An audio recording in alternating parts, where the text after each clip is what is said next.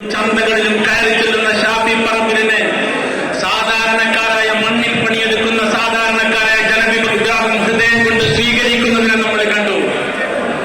കോടതി മുറികളിലും മറ്റും കയറി ചെല്ലുമ്പോൾ അഭിഭാഷകന്മാരും ന്യായാധിപന്മാരും സ്വീകരിക്കുന്നത് നമ്മൾ കണ്ടു.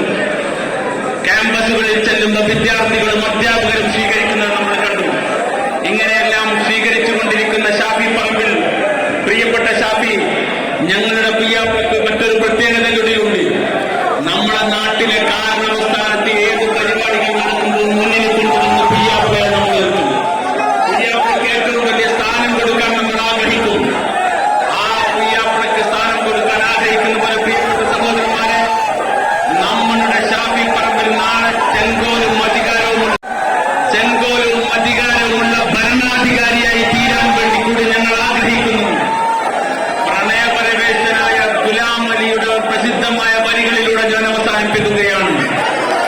വടകരയിലേക്ക് എത്തിയ പ്രിയപ്പെട്ട ഷാഫി പറമ്പിൽ, ആ ഗൈ നസ്റോ മസൂറത്ത് ആപ്കി, ബസ് ഗൈ ദിൽ മേ മുഹബ്ബത്ത് ആപ്കി. നിങ്ങളുടെ രൂപം ഞങ്ങൾ ഞങ്ങളുടെ കണ്ണുകളിൽ കണ്ടുകൊണ്ടേയിരിക്കുകയാണ്. നിങ്ങളോടുള്ള ഇഷ്ടം, മുഹബ്ബത്ത്, ഇഷ്ക്, പ്രണയം ഞങ്ങൾ ഓരോ സമയത്തും ഞങ്ങളുടെ ധമനികളിൽ ധ്വനിച്ചുകൊണ്ടിരിക്കുകയാണെന്ന് പറഞ്ഞ് ഞാൻ അവസാനിപ്പിക്കുന്നു. സർവാശംസകൾ അർപ്പിക്കുന്നു. അസ്സലാമു അലൈക്കും. പ്രസിദ്ധത്തിനായി ക്ഷണിക്കുന്നു.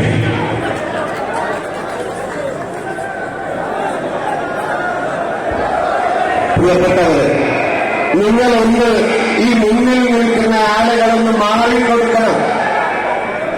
ഈ പരിപാടി സുഗമമായി നടക്കണമെങ്കിൽ ദയവായി മുന്നിൽ ഈ വടകര നിന്ന് പ്രസംഗിച്ചു.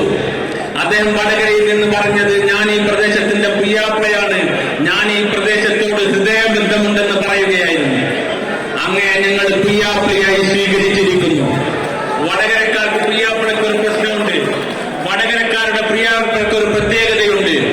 വടകരക്കാരുടെ പിയാപ്പയായി സ്വീകരിച്ചു കഴിഞ്ഞാൽ ആജീവനാന്തം പിയാപ്പയായിട്ടായിരിക്കും സ്വീകരിക്കുന്നതെന്നാണ്. മരിച്ചു കൊണ്ടുപോകുമ്പോ നമ്മൾ പറയുന്നത് ഇതാ, പിയാപ്പനെ